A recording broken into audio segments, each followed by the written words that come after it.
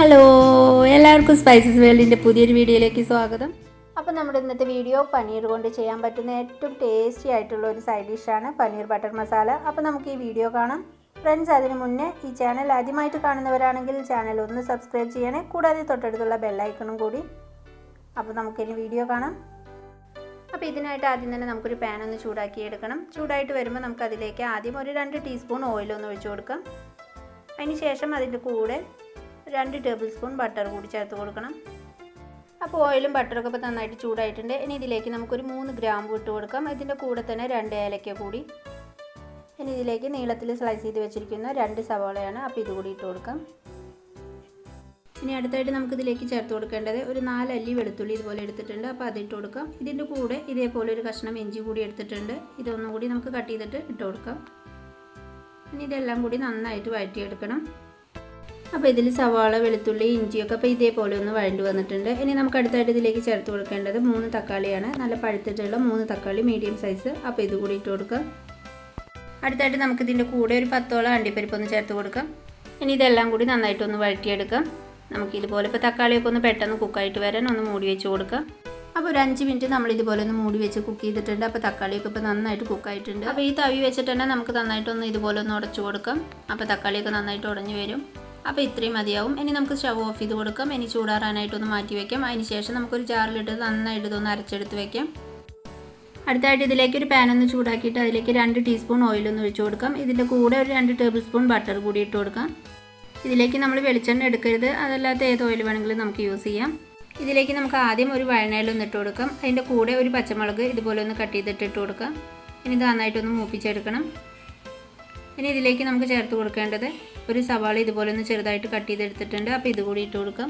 ഇനി ഇത് നന്നായിട്ട് വഴറ്റി കൊടുക്കുക. ഇതിലിപ്പോൾ സവാളയൊക്കെ നന്നായിട്ടൊന്ന് മുരിഞ്ഞ് വരണം. അപ്പോൾ അതുവരേക്കും വഴറ്റി കൊടുക്കുക. അപ്പോൾ ഈ സമയം നമ്മൾ ആദ്യമേ തയ്യാറാക്കി വെച്ചിട്ടുള്ള തക്കാളി, സവാള ആ ഒരു മിക്സ് നന്നായിട്ടൊന്ന് അരച്ചെടുത്ത് കൊണ്ടുവരാം. അപ്പോൾ ഇതേപോലെയാണ് അരച്ചെടുക്കേണ്ടത്. ഇനി നമുക്കിതൊരു സ്ട്രെയിനർ കൂടെ നന്നായിട്ടൊന്ന് അരിച്ചെടുക്കണം. അപ്പോൾ ഈ അരച്ചെടുത്തത് നമുക്ക് ഇതേപോലെ ഒന്ന് അരിച്ചെടുത്ത് വയ്ക്കാം. അപ്പോൾ ആവശ്യത്തിന് മാത്രം ലാസ്റ്റ് നമുക്കിതിലേക്ക് കുറച്ച് വെള്ളം കൂടി ഒഴിച്ചു കൊടുത്തിട്ട് നമുക്ക് വീണ്ടും ഒന്ന് അരിച്ചെടുക്കണം. അപ്പോൾ ഇത്രയേ ഉള്ളൂ. അപ്പോൾ ഇതുപോലെ നമുക്കിപ്പോൾ കിട്ടിയിട്ടുണ്ട് അതിൻ്റെ പ്യൂരി. അപ്പോൾ ഇനി ഇതൊന്ന് മാറ്റി വയ്ക്കാം. അപ്പോൾ ഈ സമയം നമ്മൾ വഴറ്റാൻ വെച്ചിരിക്കുന്ന സവാള ഇതുപോലെ നന്നായിട്ട് മുരിഞ്ഞ് വന്നിട്ടുണ്ട്. ഇനി നമുക്കിതിലേക്ക് കുറച്ച് പൊടികളും ചേർത്ത് കൊടുക്കണം. അപ്പോൾ ഫ്ലെയിം ഒന്ന് കുറച്ച് വയ്ക്കാം. അതിന് ശേഷം നമുക്കിതിലേക്ക് ഒരു 1/2 ടീസ്പൂൺ മഞ്ഞൾപ്പൊടി ചേർത്ത് കൊടുക്കാം. അതിൻ്റെ കൂടെ എരിവിനായിട്ട് 1 ടീസ്പൂൺ നല്ല മുളക് പൊടി, പിന്നെ ഇതിലേക്ക് നല്ലൊരു കളറിനായിട്ട് 1 teaspoon Kashmiri red chilli powder ചേർത്ത് കൊടുക്കാം.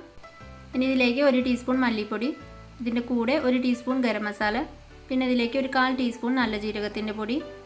അപ്പോൾ ഇത് കൂടി ഇട്ട് കൊടുക്കാം. ഇനി ഇത് നന്നായിട്ടൊന്ന് നമുക്ക് മൊരിച്ചെടുക്കണം. പൊടികളുടെയൊക്കെ പച്ചമണം നന്നായിട്ട് തന്നെ മാറി കിട്ടണം.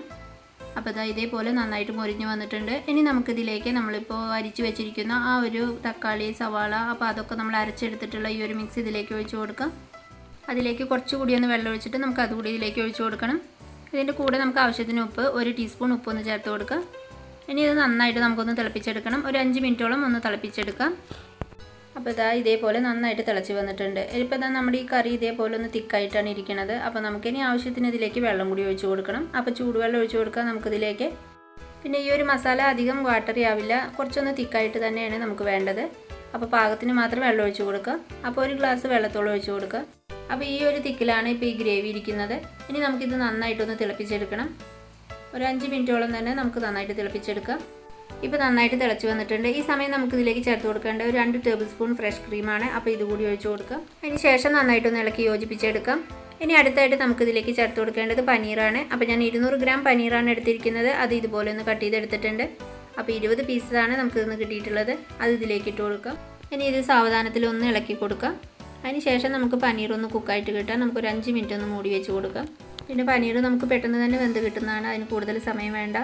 അപ്പോൾ നമുക്കൊരു 5 മിനിറ്റ് കഴിഞ്ഞിട്ടുണ്ട്. ഇനി നമുക്ക് തുറന്ന് നോക്കാം. അപ്പോൾ പനീറൊക്കെ ഇപ്പോൾ നന്നായിട്ട് കുക്കായിട്ട് തന്നെയാണ് ഇരിക്കുന്നത്. ഇനി നമുക്ക് ഈ സൈഡിലുള്ളതൊക്കെ ഒന്നുകൂടി ഒന്ന് നന്നായിട്ട് ഇളക്കി യോജിപ്പിച്ച് വയ്ക്കാം. അടുത്തായിട്ട് നമുക്കിതിലേക്ക് ചേർത്ത് കൊടുക്കേണ്ടത് 1 ടീസ്പൂൺ കസൂരി മേത്തിയാണ്. അപ്പോൾ അത് കയ്യിൽ വെച്ചിട്ട് നമുക്ക് ഇതുപോലെ നന്നായിട്ടൊന്ന് പൊടിച്ചിട്ട് കൊടുക്കാം. ഇനി ഇതിൻ്റെ കൂടെ നമുക്കൊരു 1/2 ടീസ്പൂൺ ഉപ്പ് കൂടി ഒന്ന് ചേർത്ത് കൊടുക്കുക. ഉപ്പൊക്കെ ഒന്ന് ടേസ്റ്റ് ചെയ്ത് നോക്കുക. അതിന് ശേഷം ചേർത്ത് കൊടുക്കുക. അങ്ങനെ അവസാനമായിട്ട് നമുക്കിതിലേക്ക് കുറച്ച് മല്ലിയില കൂടി ഇട്ട് കൊടുക്കാം. അങ്ങനെ ഇത് അടിപൊളി ടേസ്റ്റിൽ റിച്ച് ആയിട്ടുള്ള പനീർ ബട്ടർ മസാല റെഡി ആയിട്ടുണ്ട്.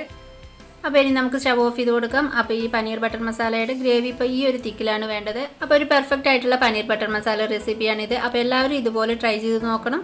അപ്പോൾ നമുക്ക് ഒന്നുകൂടി ഗാർണിഷ് ചെയ്യാനായിട്ട് കുറച്ചുകൂടി ഒന്ന് ക്രീം ഇതുപോലെ ഒന്ന് ഇട്ട് കൊടുക്കാം.